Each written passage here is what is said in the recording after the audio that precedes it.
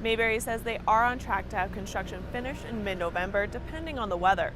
This is just a few weeks after the expected completion date. Angie Mellen, Global News. According to the Ministry of Environment, this was only the second bear attack in the last 5 years, and the bear involved was caught and later put down. Angie Mellen, Global News. According to vanilla importer David Vanderwall, this also comes as brands such as Nestle and Unilever have switched to using natural flavorings, which continues to deplete the market. 2 months ago, the project began with the goal of making 29 quilts, one for each of the members of the Humboldt Broncos that were on the bus. But that idea quickly expanded. Within a couple days, we started realizing how many other people were impacted, and we thought, well, maybe we needed about 200. But so we'd need help, so we put a call out on social media. And that call was readily answered, with over 3,500 finished and unfinished quilts coming in from not only Canada, but places such as Brazil, England, Australia, and the United States. It was unbelievable. It was over and above. In fact, I was there for the first week and it just kept on getting larger and larger. The blankets are not only going to members of the team and their families, but to anyone who is affected. This includes first responders, hospital staff, local schools, and the Nipawin Hawks, among others. They all need that love. Anybody that was impacted on this in this accident. The mom of athletic therapist Dana Bronze, who lost her life due to the accident, says she was overwhelmed by the support. It's comfort, I guess. It's hard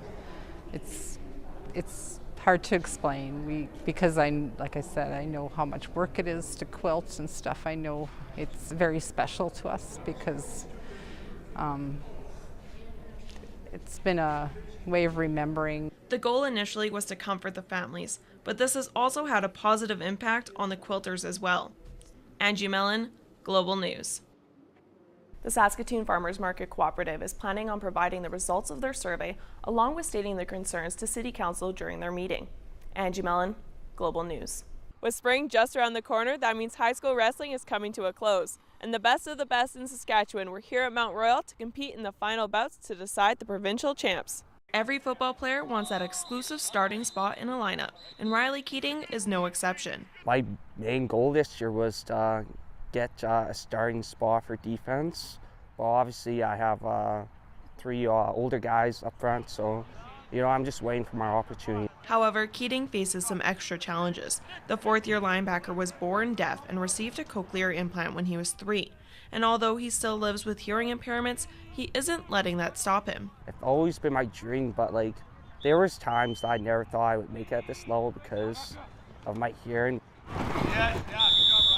But I just worked hard, my family continued to support me, and and when I figured out that I could play for this, I just strived for it. And the Hilltop coaches have adapted their styles to make sure Keating is always on the same page as his teammates. They do single calls, which makes it a lot easier for myself, because then when they do a single, it's not like I have to listen or anything. It's just more of an eye contact. For practice and stuff, they focus on a lot of players individually, so I get lots of time with the coach one-on-one. He makes me a better player, so also a better man. We need to be clear and concise. We need to make sure we get good eye contact. Riley's great at reading lips, so we do a good job trying to be expressive, and he asks good questions, and we just make sure. Keating's coaches say his inability to hear everything actually helps him be a better player. He has really good instincts, and he doesn't hear everything I say to him.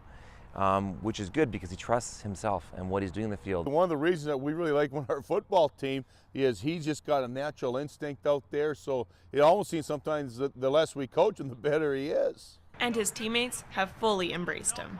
They help me with it, so it's if I didn't hear a play, I'll ask them, they'll repeat it for me, and they're pretty good about it. They're all my buddies now. I think they'll be my lifetime friends too. And while Riley continues to put in the work at practice and in games, he hopes he can also be an inspiration to others. Angie Mellen, Global Sports.